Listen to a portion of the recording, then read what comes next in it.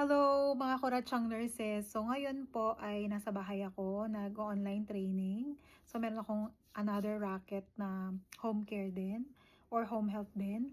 And gusto ko lang i-share sa inyo yung experience ko with MedPro International. So para sa mga hindi nakakaalam, ang MedPro International po ang aming agency na sponsor or nag-sponsor sa amin to come here to the US. So sila po yung nag-process ng lahat-lahat.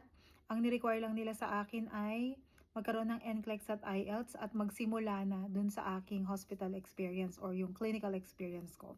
So yun yung ni-require nun. So yung requirement ay depende sa bawat season. So nung time na yon talagang sobrang kailangan ng nurses. Pa-open pa lang ulit yung US nung time na yon. So hindi nila ako ni-require ng 1 or 2 years of experience na recent. Although I've had experience before, hindi kasi recent. So ang ni-require lang nila sa akin ay mag-start na ako right away sa hospital. So on my day 1, sinign up na nila ako. Pinasign na nila ako ng contract. Pero noon meron akong NCLEX at IELTS bago pa ako sinign up. So yun, ano ba yung feedback ko sa kanila? Yung assignment. Kumusta ba sila magbigay ng assignment? Yan, ang masasabi ko dyan is very subjective, okay? Kasi may mga kakilala ako na masaya sila sa assignment nila. May mga kakilala ako na hindi sila masaya sa assignment nila. So, kanya-kanya po yan.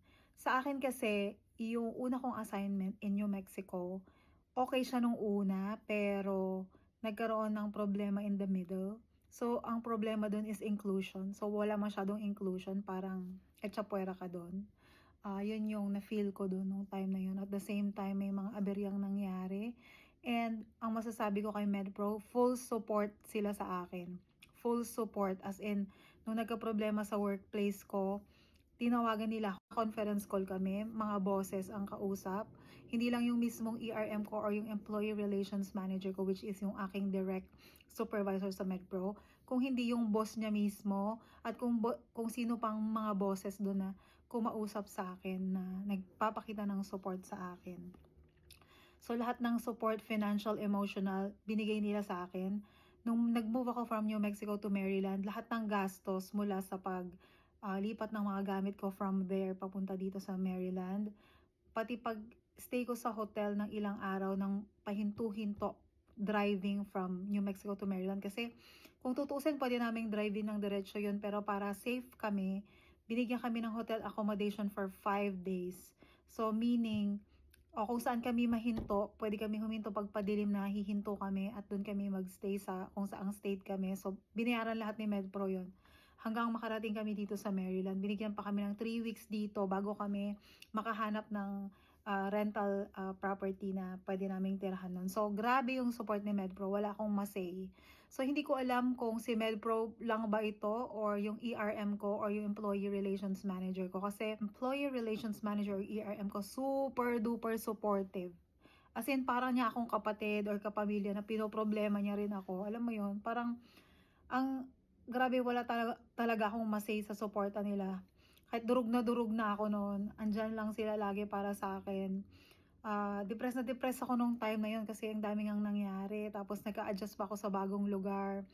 Pero si Medpro, wala akong masay sa support na binigay sa akin. So, I can only say good words about MedPro. So kung may mga nega kayong naririnig about sa agency, not necessarily MedPro, sa iba't ibang agency, hindi ko alam kung papatotohanan ko yun or i-reject ko yung kanilang mga statements kasi nga subjective yung bagay na yon. Pero specifically for MedPro at yung sarili kong experience, as in to the highest level naman talaga yung support sa akin.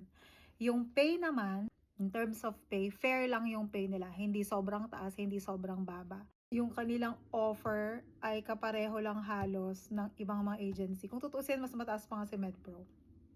Kasi nga, nung lumipat ako, dun sa facility na nag-absorb sa akin, konti lang yung dinagdag niya mula dun sa MedPro na salary ko. Yan, kaya nga kinailangan kong umalis. So in short, si MedPro, hindi siya sobrang baba, hindi rin siya sobrang taas. Nasa tama lang siya na rate. Ganyan. Pero pinaka-helpful talaga kung mamimili kayo ng mas mas okay na state, yung hindi masyadong mahal na lugar, lalo na kung nagsisimula pa lang kayo. Dito sa Maryland medyo mabigat. Yun lang yung masasabi ko sa inyo. So, meron namang cost of living adjustment na inad sa sahod namin para tumaas-taas ng konti. Pero yun yung pagdating sa salary, fair lang siya. Or above average, pero hindi siya superior or very superior. So, tama na ba?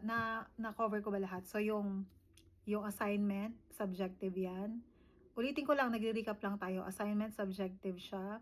Yung support, excellent. Superior, very superior, genius. May ganun. Basta mataas yung rating ko pagdating sa kanilang support. Financial and emotional support, lahat yan. Pagdating sa salary, average siya or above average. Hindi siya mababa, hindi rin siya sobrang taas. So, yun yung aking honest opinion about MedPro International. So, humanap kayo ng mga agency na sa tingin ninyo ay maganda yung track record. Matagal na si MedPro. Matagal na siya sa industry na to.